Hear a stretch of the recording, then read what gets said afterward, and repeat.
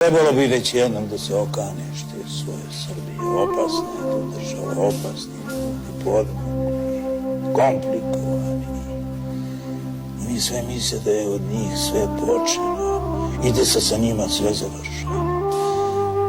Oni ne znaju da su samo jedan pion na tabli istorije. Evo ovaj pion koji sam ja žrtvovao na samom početku.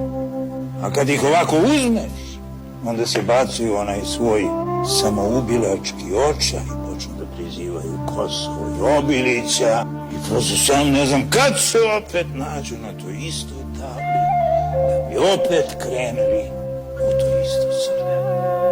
Samo hoće da ih svi ostave na miru. Ovaj pion ne napada nikoga, ni crne ni bele, ali može da se prometne u strašne konje i topove kad im se dirne u njihov. Saveznike i ne traži, ali kad mu se pruži ruka daće ti sve. Srbi su džentlmeni.